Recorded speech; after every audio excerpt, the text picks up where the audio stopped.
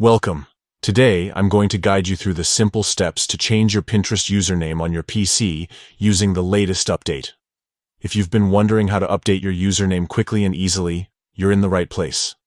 First, open your preferred web browser and go to LinkedIn. Yes, it might sound a bit unexpected, but this is part of the new process. Once you're logged in, look to the left side menu where you'll see a gear icon. Click on that gear icon to access your settings. Next, from the options that appear, select Settings. This will take you to a page where you can manage your profile details. Now, find and click on Edit Profile.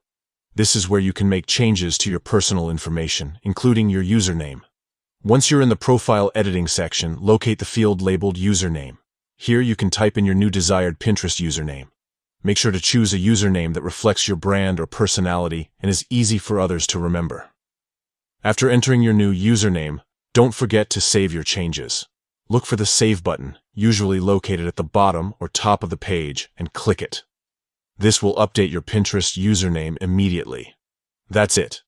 Changing your Pinterest username on PC with the new update is straightforward when you follow these steps.